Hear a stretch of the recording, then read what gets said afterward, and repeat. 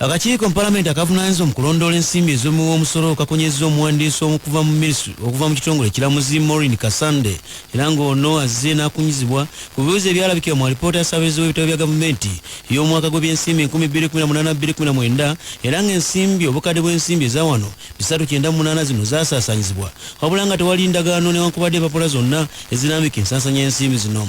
Omukungu ono Kasande Maureen abadde yalabiseeko n'abakungu abalala kuva mu kitongole ekiramuzi maaso g'akakiiko kano bazze baddemu ebibuuzo eby'enjawulo ebyafulumizibwa okuva mu alipooti ya ssaabawolereza w'ebitabo bya gavumenti ey'omwaka 2018-2019 n'engeri ensimbi gye zaasaasanyizibwa mu ngeri ate ey'amatankane. Bano balambise bulungi nnyo era nga bino byonna bibadde biraga tewaliwo ensimbi ezaasindikibwa eri ekitongole ekiramuzi ng'ensimbi zino zaaweebwayo zikole emirimu egy'enjawulo wabula ng'ensimbi zino zirina engeri gye zaasaasanyizibwa wabula nga tewaliwo lisiiti newankubadde embeera yonna eraga nti ensimbi zino zaakola guno oba zaakola omulimu guli. Kasande ayongedde okunyonyola akakiiko kano n'agamba nti mu nteekateeka yonna baasobola okulondoola ensimbi zino era nga n'ensaasaanya yonna weeri wabula ensaasaanya y'emirundi 3 okuva mu kooti 3 ensaasaanya eno tebaagirambika bulungi nnyo gamba ng'ensaasaanya gye baakola mu kooti y'e Makindye eya Moyo ko ne mu kooti y'e Lugazi. On page 4 is where we have the courts that have not fully accounted or that have not accounted, and that is Makindye, Moyo, the second last row, and Lugazi. On page 5 we have Lira that amounts to 53 million, but Lugazi has since proved that they accounted, leaving us with 43 million not accounted for, and these courts have been directed to refund this money. Chair, we request that this accountability is verified because the auditors couldn't do so. Ssentebe w'akakiiko akavunaanyizibwa mu kulondoola ensimbi ez'omuwa omusolo kuva mu Paalamenti naddala Mafaabi asinzidde awo n'agamba nti ensimbi zino zaali zirina okulambikibwa obulungi ennyo naddala mu ngeri gye zaasaasanyizibwamu gamba nga waliwo lisiiti ko n'empapula ez'enjawulo ezaateekebwako emikono kubanga ensimbi zino zaasindikibwa butereevu nnyo mu kooti nga zirina okukola emirimu egy'enjawulo. Accounting officer, you have 60 days in which to account. And accountability does mean you have implemented. If you have not done an activity, the cash is here altogether. So this money, they are using the current budget to account for the money they took the other what. So this one here, the people were involved, we cannot do much. This was stolen money. This money was stolen. Wabula gye biggweredde nga kakiiko kano kawadde ekiragiro poliisi eriko akakwate ku Paalamenti okuva mu kitongole kinoonyereza ku misango batandika okunoonyereza ku nsimbi zino engeri gye zaakwatibwamu kubanga ensimbi zino zaasindikibwamu mu kitongole ekiramuzi mu kitongole kimanyikiddwa nga Uganda Justice Law and Order Sector Columns emirimu egy'enjawulo. 5, you said anti-corruption baraza and handling corruption rate not implemented at all.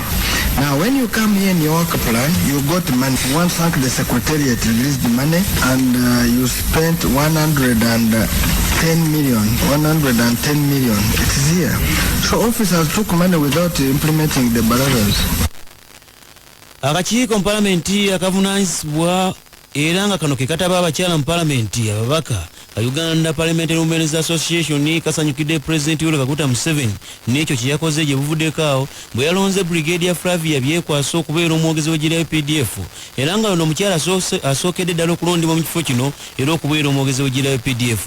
Olw'omukaaga lutwakakuba amabega President Yoweri Kaguta Museveni yalonze Brigadier Byekwasa ono okubeera omwogezi w'eggye PDF era nga yazze mu kifo kya Brigadier Richard Kalemire abadde omwogezi w'eggye PDF ng'ono yasindikiddwamu ku mukaago gwa East Africa kubaako emirimu egy'enjawulo gyagenda okukakalabya oluuyi olwo. Akakiiko kano nga kayita mu mukwanaganya waako Mary Harriet Lumuno batendereza nnyo President Yoweri Kaguta Museveni oba ne bamusaba nti ebitongole eby'enjawulo nabyo babeteekeremu ddala abakyala kubanga abakyala bano basobola ddala okutuusa empeereza ya namaddala eri bannayuganda singa babeera babawadde ebifo ebyo. Initially, there was a lot of resistance to this provision because it had been misunderstood. However, after a thorough discussion, explanation, and analysis, the stakeholders agreed with the provision on registration of coffee farmers. That is for purposes of having farmer data. There is need to know coffee farmers in order to ascertain the number of coffee trees affected in case of an outbreak of pests and diseases so as to facilitate government intervention. N'ebyo ngoberadde ku mabbali ateyo poliisi yeeganye ebize byogerwa abali ku ludda oluvuganya gavumenti ensangi zino poliisi ezengeri nyeggere nadamu nteekateeka zaabwe nga bagenda ku laadiyo ku ne telefayina okubaako ebigambo eby'enjawulo ebasindika eri abawagizi baabwe mu mbeera y'okukuyega okufuna abantu abo abanaabalonda nadanga ebiseera bituse ebyokulondebwa. Omwogezi wa poliisi ya Uganda Fred Enanga asinzidde ku Uganda Media Center mu kibuga Kampala ne yeegaana bino nti poliisi ezengeremesa abali ku ludda oluvuganya gavumenti kyokka neewa ekyanyi w'empogola kyewa omususi naddala abo abali mu NRM ne bakola emirimu gyabwe n'okuba enkuŋŋaana poliisi bino ebyeganye olunaku olwaleero. Waloba honorable naye kati obulabo obuliwo kiri nti wemba muyina abagenyi bemba muyise mu studios zammwe saawa 3 saawa 4 5 6 temutegeeza poliisi nti kweno talk show oba kweno debate egenda okubeerawo tugenda kukyaza gundi ne gundi ne gundi oba batadde mu buzibu kubanga bajja gwa mu patrol ekiro balage nti nedda nze mbadde nva ku radio station weti ate nga poliisi tekirinaako idea. So kiba kirungi nnyo nti mwe bannannyini radio tv aba media mukwatagane wemba mina programs ez'ekiro mulage nti tugenda kukyaza gundi ne gundi ne gundi shojja kutandika ssaawa bweziti ate ekome ku ssaawa bweziti. Fred Enanga omwogezi wa poliisi ya Uganda bw'atuuse ku nsonga y'abannakibiina ky'NRM aboogerwako mbu bano bazinga bakuba enkuŋŋaana wano nawali nga bakuyega abantu baabwe okwagala okubalonda mu bifo byebaagala okwesimbawo n'agamba nti obutambi obufaanaganako we buti bo tebabufunanga era byo bawulira biwulire mu mawulire naye obutambi buno obw'aba NRM nga bakuba enkuŋŋaana tebabumanyi. Waloba honorable Kibazanga ne honorable Mbabbaali okuva mu NRM abasobola okuba enkuŋŋaana mu bitundu ebyenjawulo. Video ezo tetunazifuna. Officers PRO tufuna nnyo videos ezo ne tugoberera n'ekitongole kyaffe ekya electoral and political. Ekitongole kino kye kikulembeddemu okulaba nti bannabyabufuzi abavumirira enkola mu kiseera kino bakangavvulwa. Era emabegako awo tulina abaali banogoddwayo okuva mu bibiina ebyenjawulo ekya NRM ekya pressure group eya honorable Kyagulanyi ebiseera ebyo ekya FDC. So alipoota eyo mba kitwetaaga okugifuna okulaba akabonda akasooka wa batuuse n'okunoonyereza kwabwe naye nga tewali muntu gwe balina kunyigira liiso. Abadde yakabimaliriza ne zireeta ye akulembera akakiiko akavunaanyizibwa ku byokulonda okuva mu kibiina kya FDC Toterebuka Lwamwenda ono nga yeekokola poliisi ensangi zino oluvannyuma lw'okulinnyanga eggere mu nteekateeka zaabwe ng'abannakibiina kya FDC buli babaako engeri gye bagenda okwogerako eri abantu baabwe mu nsonga ez'enjawulo naddala mu nteekateeka y'okulonda akamyufu kaabwe. Toterebuka agamba nti ebbanga ddene nnyo nga poliisi ejje bava emabega kakana nga ate tataganyizza enteekateeka zaabwe zonna kyokka bino gye biggwera nga mpaawo ne kimu poliisi kye yanukula ku nsonga ezifaanaganako bwe ziti. Toterebuka agamba nti n'ebiseera bino bannakibiina ky'NRM bazinga bakuba enkuŋŋaana ezifaanaganako bwe ziti naye nga mpaawo n'omu abakuba ku mukono wabula nga ne poliisi ebeegesa amaaso nga mpaawo n'omu afuumula okuva mu kifo ekyo. Bino byonna byogedde bw'asinzirira mu lukuŋŋaana lw'abannamawulire lutuuzibwa ali olutudde najja nankumbi ku kitebe ekikulu eky'ekibiina kya FDC. Kakati ate okulonda kwaffe kuno okubadde kugenda mu maaso okwa party primaries kukyagenda mu maaso era ffe ng'akakiiko k'ebyokulonda tukiikirirwa mu madistrict tulinayo by electoral supervisors be bakalabalaba b'ebyokulonda mu madistrict naye bwe badde bakola omulimu gwabwe bulungi nnyo. Ate poliisi n'ebitongole ebyokwerinda ne bijja ate ne bifutyanka eddembe zaffe ez'ebibiina bali eyo abantu baffe babaliisa akakanja n'ebyokukozesa byonna ne babitwala kifuba. Kino kyaliwo wano kumpi wano enangabo wano ekasangati nekibeera ejjinja wenjogerera kati nettororo ono omukulu waffe akwata ensawo treasurer general w'ekibiina ow'ekitiibwa Kanya Geoffrey abapoliisi sebo bamutulugunya ne sekutulugunya yenna era tukimanyi bulungi nnyo tufunyeko amawulire agatutegeeza nti ne Kasese poliisi eri mu kukijjanya bamembazi baffe ate bab'ekasese era nabo olwaleero bagenda mu maaso nga balonda naye poliisi eri eyo yeeyingiza mu nsonga zino siraba lwaki. Bamwenda ayongedde okulabula poliisi n'okugiwa amagezi n'agiwa era n'agirambika mbu yandibadde ekakalabya emirimu emituufu egyagireeterwa wabula ereme kufuuka balunaayiza ng'owakabali gayita mu lusalosalo. Kati ng'ekibiina kya FDC twawandikira poliisi ne tugitegeeza ku nsonga zino ne tugitegeeza nti kaakati ffe tuli bukuukubira kulaba nti tufuna abantu abanaakiikirira ekibiina mu buli kifo kyonna ebifo ebyo byonna nga tugenda kunoonya abantu abaneebyesimbako. Poliisi ya Uganda twagitegeeza n'olwekyo aba poliisi ya Uganda nammwe abali mu byokwerinda tubawa amagezi mukolenga abakugu muve mukwenyigira mu bino bwe muba mubyagala muveeyo mwambale bulu yange gino mugiraba oba mwambala yero oba mwambala kati aba red n'abali babirwaniramu eyo uniform yakati gye mwambala yaffe yabana Uganda ffe tubasasulira omusolo n'olwekyo ab'ebitongole by'okwerinda mukolenga abakugu si branch ya muntu nti mubeereeyo nga mujja mweyingiza mu byokulonda byaffe. Mu ssabbiiti gye twakakuba amabega akakiiko akavunaanyizibwa ku byokulonda kavaayo ne kalabula ekibiina ky'ebyobufuzi ki National Unity Platform NUP ekikulembera omubaka mu paalamenti wa Kyaddondo East Robert Kyagulanyi Ssentamu amanyikiddwa nga Bobi Wine obutakozesa langi myufu kubanga langi eno yatwalibwa ddama na kibiina kya Uganda People's Congress UPC era nga bananyirira ba langi myufu eno. Mubaka mu paalamenti wa Makindye West Alan Sewanyana avuddeyo n'ayogera ku nsonga eno eyafulumizibwa akakiiko ak'ebyokulonda mu ggwanga agamba nti bino byonna bye baafulumya bigendereddwa mu kutaataaganya mbaka mu paalamenti wa Kyaddondo East Robert Kyagulanyi Ssentamu mu nteekateeka ze ez'okwesimbawo ku bukulembeze bw'eggwanga bw'omwaka 2021. Yeah, of course wajja kubaawo ensonga nnyingi nnyo gavumenti zerina okuwa oba oliawo okugezaako okutaataaganya enteekateeka y'akalulu akaddako naddala eri ebibiina ebivuganya gavumenti. So nkimanyi bulungi nti President Museveni atidde nnyo akalulu kano era y'ensonga lwaki olaba abagoba abakozi mu Electoral Commission kati bawo bavuddeyo n'empapula za kkala ng'ekimu ku bintu ebyasinga okugobya bali zaali kkala ezo. So kati kyovola bavuddeyo n'ekyo ekiragiro ekigezaako okukyusa kkala z'ekibiina kya NAP. Kyendowooza nti kizze lwakuba nti waliwo okuvuganyizibwa eri President Museveni. So si kyekintu ekipya abajja abikola, asiba aba opponenti, asiba abavuganya gavumenti, yajja wano mu paalamenti President n'aleeta abasajja ne batukuba emiggo ne twabika emigongo. So si kipya. No issue si ya no issue ya Bobi Wine kwesimba kwa president. So shakala tishija kuba nsonga. Ye munabyabufuzi ku ludda oluvuganya gavumenti Robert Kyagulanyi Ssentamu amanyikiddwa nga Bobi Wine awadde amagezi bannakibiina kya National Unity Platform ko ne bannakisinde kya People Power bonna okwetwa Uganda obutagondya naddala amateeka ago gonna agateekebwawo nga gagaana omuntu yenna okuba enkuŋŋaana ng'agamba nti bo bakuba enkuŋŋaana nga bwe baagala kubanga mu nteekateeka efaanaganako bwetu waliwo ne bannakibiina ky'NRM abazinga bazikuba nga tebabalaba. Kyagulanyi okwogera bino byonna azze abyogera enfunda eziwera ng'asinziira ku mireeto Konete Faina ng'agamba nti ye mu nteekateeka y'okwesimbawo mu mwaka gwa 2021 wakuba enkuŋŋaana nga bw'ayagala kyokka nga bino byonna byayogera bikontanira ddala n'amateeka agakulemberwa okulwanyisa ekirwadde kya COVID-19 mu ggwanga agaatiko minisitule obuvunaanyizibwa ku byobulamu koona akakiiko ak'ebyokulonda wakati nga balambika abantu bonna abeesimbyewo. Bino byonna bizijjidde mu kiseera nga Kyagulanyi ono agamba nti bangi ku bannakibiina ky'NRM mulimu ne minisita omulamba avunaanyizibwamu ku nsonga z'ebyobulamu olwala bwako gye buvuddeko mu butambi bw'enjawulo bo nga bakubye enkuŋŋaana ez'enjawulo bakuŋŋaanyiza abantu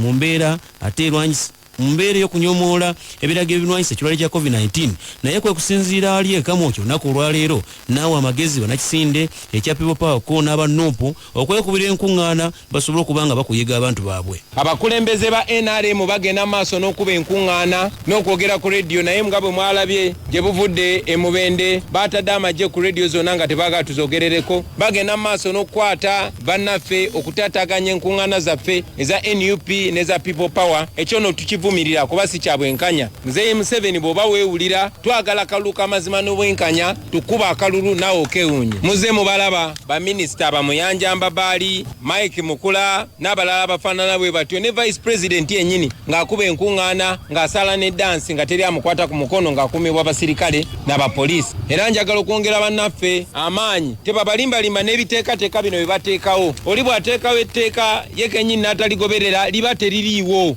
Achenge byateekawo ate n'atabigoberera temubigoberera yenze mbagambye.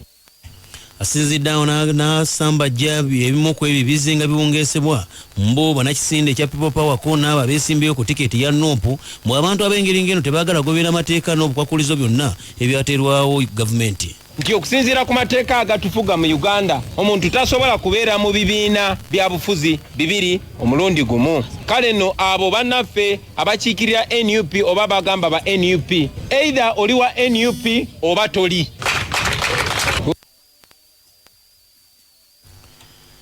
Fred Enango omwogezi wa poliisi ya Uganda naye kwe kusinziirawo ku bigambo bya Kyagulanyi ono byayogedde n'agamba nti omuntu yenna anaanyomoola ebiragiro bya pulezidenti ebyokulwanyisa ekirwadde kya COVID-19 ng'ava mu bibiina ebyobufuzi nabo nga poliisi bakola ng'ekisoboka okulaba ng'ensonga yaabwe bagirinnyamu eggere. Ayinza okuba ng'agamba ba NRM naye tulabye aba FDC tulabye pressure group gyalimu ekibiina ekibadde kizze kitambula nga kirina enkolagana kyekibiina ekya ANT kubanga bo babadde bawandiika mu butongole ne balyoka babalaga nti kino bwekinaba UPC recently wano ku gundi ku weekend basobola okuteekayo okusaba kwabwe ne bagenda mu maaso ne delegates conference. So ffe tetulina muntu gwe tugenda kuzibira liiso kubanga ekiri emabega w'enteekateeka ekyo ekyokulaba nti bannayuganda bataasibwa ekirwadde kya ssennyiga omukambwe.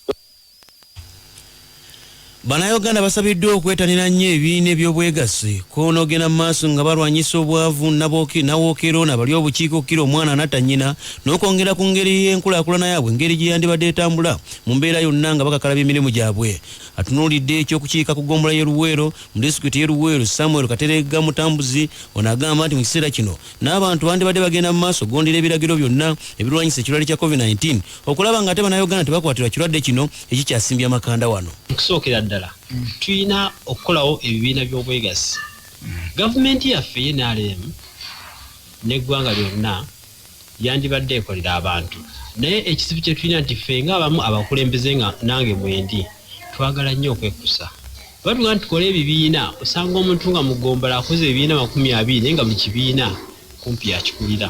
So nga abantu abo twandibadde tubasomesa ne bakola ebibiina by'obwegassi singa muba babazi mukole nga muli babazi abalimi mbere balimi mu bwegassi bwabwe nga balina ebiruubirirwa ebyokwekulaakulana.